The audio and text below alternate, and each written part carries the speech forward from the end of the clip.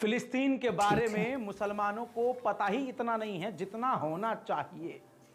ऐसी जानकारियां आपको मैं देने वाला हूं कि दिल खुश हो जाएगा। जी।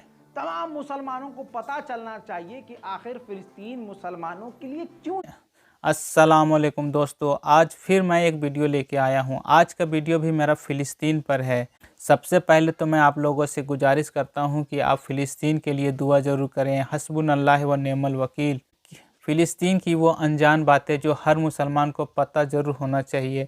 आज मैं रज़ा भैया का एक वीडियो लाया हूं। आप इस वीडियो को देखिएगा तो आपको फ़िलिस्तीन की काफ़ी ज़्यादा जानकारी हो जाएगी। तो चलिए साथ में वीडियो को हम लोग देखते हैं। जरूरी है उनमें से चंद बातें मैं आज आपको बता देता हूं। उससे पहले आपसे गुजारिश है कि हमारे इस चैनल रज़ाग्राफी अनस्क्रिप्टेड को जल्दी से सब्सक्राइब कर लें और वीडियो को पहले ही लाइक कर दें और वीडियो पूरा देखने के बाद अपनी राय और दुआएं कमेंट में ज़रूर दीजिएगा। दोस्तों, फिलिस्तीन यानी जेरूशलम पूरी दुनिया का सबसे पुराना देश और पुराने शहरों में से है। जी हाँ, जिसका इतिहास सबसे पुराना है। इतना पुराना और मुसलमानों के लिए इतना ज़रूरी कि यहाँ पर सबसे ज़्यादा अंबियाए कराम आए थे। जी हाँ, यहीं पर, हिंदी में कहूँ, यहीं प्रकट हुए थे, यहीं पैदा हुए थे, यहीं वो पले बड़े थे। ऐसा इतिहास में है, किताबों में है, ये याद रखिएगा। मेरे दोस्तों, अंग्रेज़ इसको द सिटी ऑफ प्रॉफिट नाम से जानते हैं। अभी से नहीं, बहुत हमारे और आपके पैदा होने से पहले द सिटी ऑफ प्रॉफिट भी कहा जाता है जेरूशलम को। ये पहले जेरूशलम ही था, फिलिस्तीन भी बाद में नाम पड़ा और फिर अलग अलग नाम। ये इज़राइल तो था ही नहीं तब, इसका नाम था जेरूशलम, फिलिस्तीन। मेरे दोस्तों, यही मस्जिद अक्सा, यही फिलिस्तीन जिसे आप आज देख रहे हैं, ये मुसलमानों का पहला किबला था। यानी जो आप मक्का मदीना आज देख रहे हैं, जो आज काबा शरीफ आप देख रहे हैं, आज वो हमारा किबला है ना। काबे से पहले जो किबला था वो बैतुल मुक़द्दस, और इसीलिए वो हमारे लिए बेहद ज़रूरी है और हमेशा ज़रूरी रहेगी। बाकी जो आप जानते हैं, इसी जगह से, बैतुल मुक़द्दस से ही हुज़ूर पाक सल्लल्लाहु अलैहि वसल्लम मेराज पर गए थे। मेराज का सफ़र उन्होंने यहीं से शुरू किया था। जेरूशलम में कभी किसी की, कभी किसी की, कभी किसी की सरकार आती जाती रही, बादशाहत आती जाती रही। लेकिन इतिहास में मौजूद है कि पहले कोई ऐसे शख्सियत थे जिनको ईसाइयों ने, क्योंकि उस वक्त ईसाइयों का कब्ज़ा था, ईसाइयों ने बिना लड़े हज़रत उमर रज़ी अल्लाह ताला अन्हु के हाथ में रख दिया था कि ये आप संभालिए, ये फ़िलिस्तीन आपका।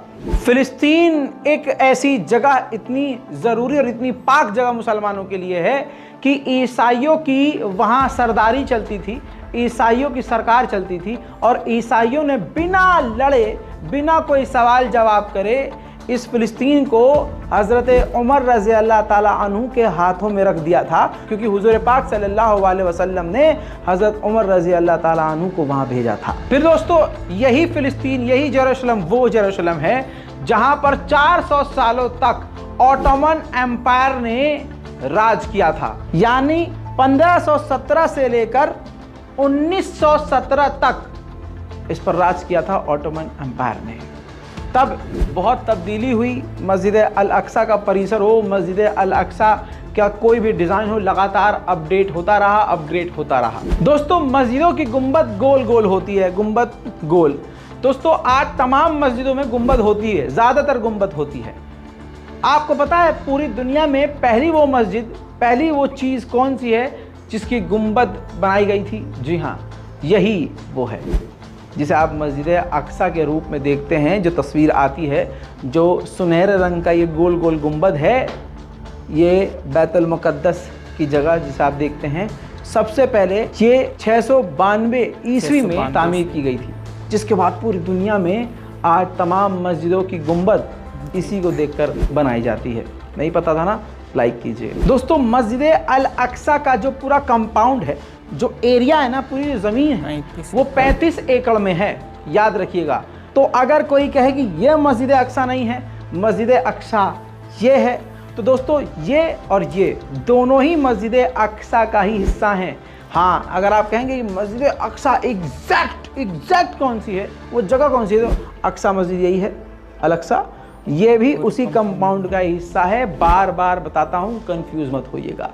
ये तमाम चीज़ें मस्जिद अल अक्सा के परिसर के अंदर हैं, जो 35 एकड़ में है। ये तो आज हम चीख कर कह रहे हैं कि पहले फ़िलिस्तीन बहुत बड़ा था, फिर इसको छोटा करता रहा, इजराइल कब्जा करता रहा। आइए इजराइल से पहले बता देता हूँ कि फ़िलिस्तीन कितना बड़ा था। फ़िलिस्तीन छोटा नहीं था, फ़िलिस्तीन बहुत बड़ा था। आपको पता है कि ये पुराना जो फ़िलिस्तीन था, यानी जेरूशलम, वो कहाँ तक फैला हुआ था? Jordan, Egypt, Syria. उस वक्त सीरिया को शाम कहा जाता था। जॉर्डन, इजिप्ट और शाम, यानी आज का सीरिया, ये जेरूशलम यानी फ़िलिस्तीन का ही हिस्सा थे। ये बाद में अलग अलग हुए हैं। मेरे दोस्तों, हजरत यूसुफ अलैहिस्सलाम की जब इजिप्ट में, मिस्र में बादशाहत थी, उस दौर में, हजरत यूसुफ अलैहिस्सलाम के दौर में, ये फ़िलिस्तीन, आज का जो फ़िलिस्तीन है, जेरूशलम, ये उस वक्त इजिप्ट का ही हिस्सा था। आधी दुनिया से ज़्यादा देशों पर, दुनिया पर कब्जा तो अंग्रेज कर चुके हैं। जेरूशलम यानी आज के इस फ़िलिस्तीन पर राज करने वाला अलेक्जेंडर भी था। जैसा मैंने आपको बताया कि जब मुसलमानों के हाथ में, हज़रत उमर रज़ी अल्लाह ताला अन्हु के हाथों के द्वारा आ गया था फ़िलिस्तीन, तो एक बार फिर से ईसाइयों ने हमला किया और फिर मस्जिद अल अक्सा पर, फ़िलिस्तीन पर कब्ज़ा किया। इसके बाद एक लंबा दौर चला। फिर आया 1187 का दौर। उस दौर में सलाहुद्दीन अय्यूबी ने ज़बरदस्त हमला किया, काफिरों को धूल चटाई और एक बार फिर से मस्जिद अल अक्सा और फ़िलिस्तीन को आज़ाद करवाया। अब तक जो बताया ये इतना पुराना इतिहास है कि आप किताबों में ही पढ़ने को मिलेगा, वो भी बहुत ज़्यादा रिसर्च करने के बाद। अब वो दौर आया जब हिटलर यहूदियों को चुन चुन कर मार रहा था।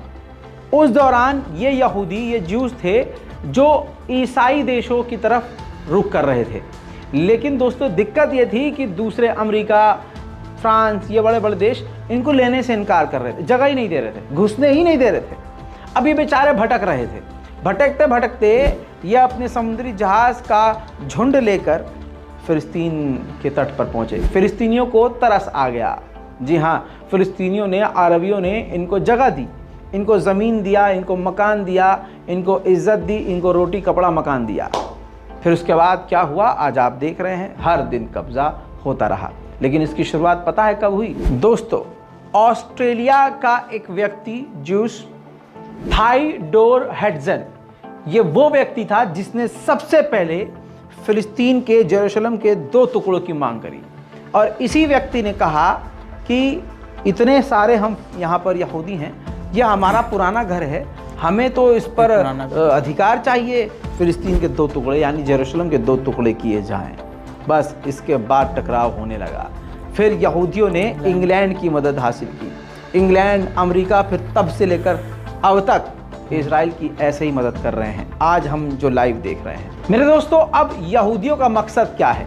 आज आप लाइव देख रहे हैं रज़ाग्राफी पर, मैं आपको रोज़ अपडेट दे रहा हूँ, वॉर अपडेट दे रहा हूँ ना। अब समझिए, यहूदियों का मकसद ये है कि पूरे फ़िलिस्तीन पर, गाज़ा पर पूरा का पूरा कब्ज़ा, और फ़िलिस्तीनियों को पूरी तरह से उनकी ज़मीन से निकाल कर फेंक दिया जाए और मस्जिद अल अक्सा को तोड़कर वहाँ अपना ये टेम्पल माउंट बनाएं, अपने धर्म के हिसाब से धार्मिक जो है बिल्डिंग बनाएं, जिसे आप हिंदी में मंदिर या फिर धर्म स्थल भी कह सकते हैं। ये यहूदियों का मकसद है। इजराइल का सिर्फ इतना मकसद हो तो बात खत्म हो जाए, लेकिन अब ऐसा मकसद बताऊंगा कि दिमाग चकरा जाएगा। इजराइल का, यहूदियों का असल मकसद है द ग्रेटर इजराइल। और द ग्रेटर इजराइल क्या है? जब ये मस्जिद अल अक्सा पर कब्जा कर लेंगे, जब ये पूरे गाज़ा फ़िलिस्तीन पर कब्जा कर लेंगे, उसके बाद का इनका मास्टर प्लान ये है, जो आज का Turkey, Lebanon, Egypt, Syria, Saudi Arab, ये तमाम देशों पर कब्जा करेंगे और अपने आप को विख्यात करेंगे, यानी फैलाएंगे, द ग्रेटर इजराइल। इसीलिए तो दुनिया लानत भेज रही है अरब देशों पर कि तुम खुशियां मना रहे हो, तुम उनसे नॉर्मलाइजेशन कर रहे हो, कल ये तुम्हें भी नहीं बख्शेगा। मेरे दोस्तों, फिलहाल की ये जनरल नॉलेज में इतना ही, और फिलिस्तीन के बारे में वो बातें मैंने बताई हैं जो आपके लिए, बल्कि यूं कहूं दुनिया के हर मुसलमान के लिए जानना जरूरी है। रिपोर्ट को शेयर कीजिएगा अपने तमाम साथियों से। तो वीडियो आप लोगों को कैसा लगा? अगर वीडियो पसंद आए तो वीडियो को लाइक करना बिल्कुल भी ना भूलें। मिलते हैं अगले वीडियो में।